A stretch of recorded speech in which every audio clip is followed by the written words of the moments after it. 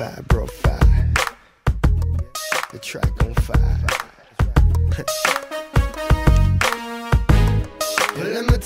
One flow is always going to be on the map, so definitely as you check this vibe out, make sure you understand that the essence behind this is about unity, about family.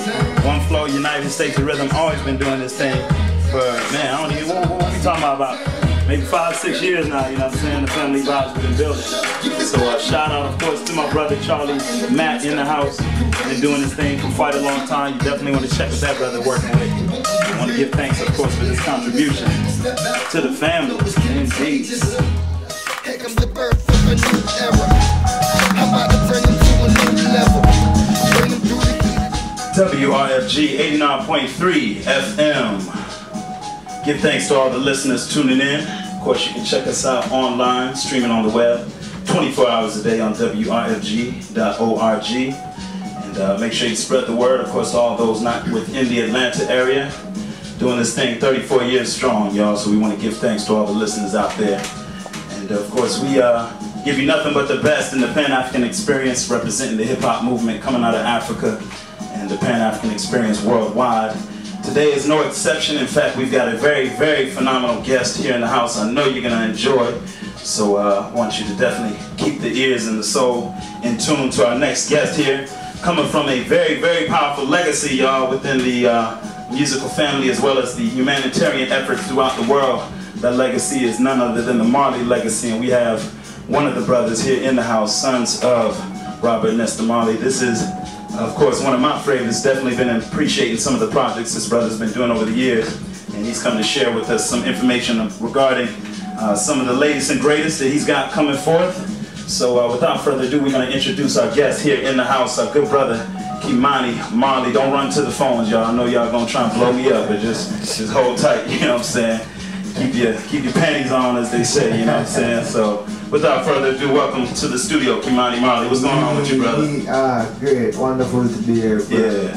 Yes, indeed. And for those who don't know, of course, we're doing this live and direct here in United States of Rhythm studio, and it's always a pleasure to have guests, you know, stop by the humble abode, you know what I mean, so we can keep this thing real and not have to pull no punches, fake no fronts for anyone. So we're going to keep this thing very explicit, brother. I hope you know. We ain't going to be holding nothing back, you know what I'm saying? But yeah, man, glad to have you up in here, you know what I'm saying? Been doing your thing, of course, for quite a while. And for those who are not familiar, of course, you are one of the brothers of the Marley family. Mani been doing his thing on the scene for, you know, a very respectable amount of time. I say that because, you know, a lot of people are just now becoming familiar with, you know, the family.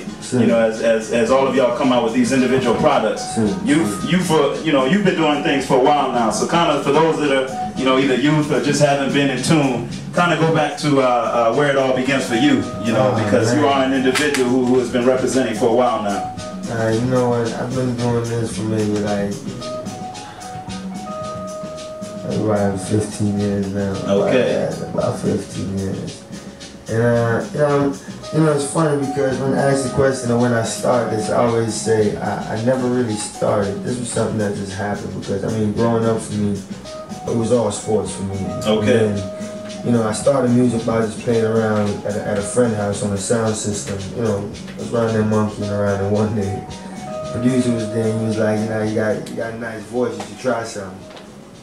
And so I did, and one thing led to the next, and now I'm taking an interview with you. Okay, so ultimately, I mean, coming out of, I mean, a family where, you know, obviously the sounds of music were very vibrant, very high. I mean, do you feel like that was like a pressure move, or did you just inevitably see that one day that question was going to come to you?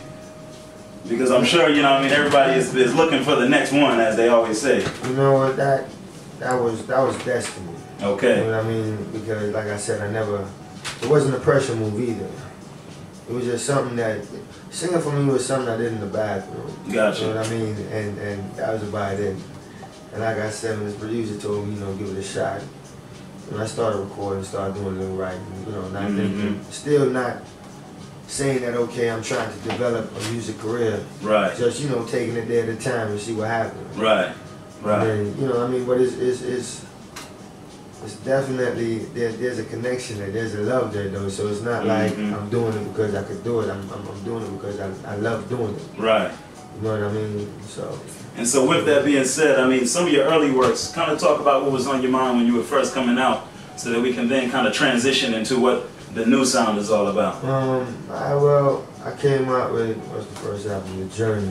Right. And, you know what I mean, that was just me, basically The Journey was just me showcasing what I'm capable of. Right. Is how it turned out, you know what I mean? And, you know, I had a few deep songs on it for me.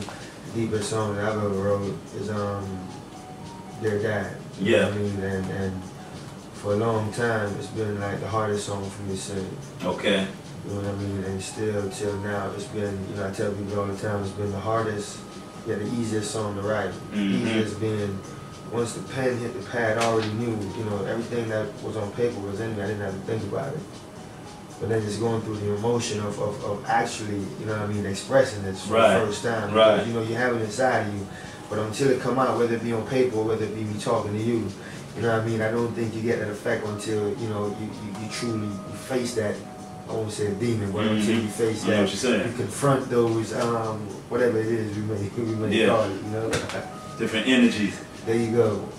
I mean, but, you know, this is the thing nowadays. It's like, so many people are not really bringing forth, at least in my opinion, and I would say some of the listeners agree, real music. You know, you chose to write something that was dear to heart. True. I mean, was that a move that you felt like, okay, I'm just going to do this because people would expect me to do it? Or, I mean, how is it expressing something about someone as great as your father would be, coming to you to the point where you feel like, okay, I really need to share this with the people with no holds barred, no inhibitions, any of that, and actually expect it to reach the people? Because a lot of people, of course, have lost their fathers, but you've got a very, you know, specific situation here. I mean, what would you say would make sure that people could relate to what you were saying with that song, and then, of course, the earlier works? I mean, like, as far as that song in particular is concerned, that was just basically me speaking from the heart, me speaking from, you know, a son to a father. Yeah.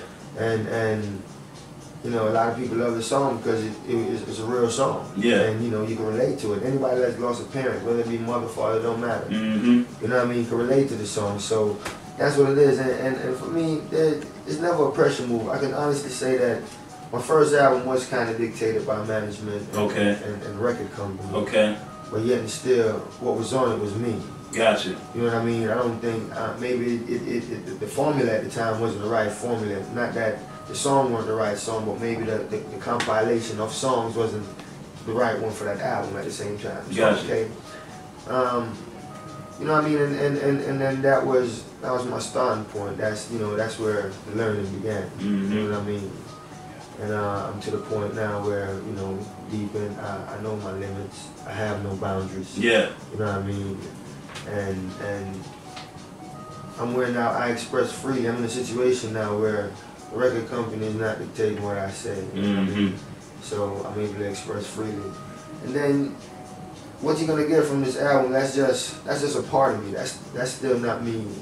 That's not me fully. You know what I mean? Because I still have a different side of me now when you pick up an acoustic guitar and start playing. See, I tell people all the time that the difference with what you do in rhythm and what I do in acoustic is that when I pick up a guitar or when there's acoustic music playing, it allows me to speak from the soul.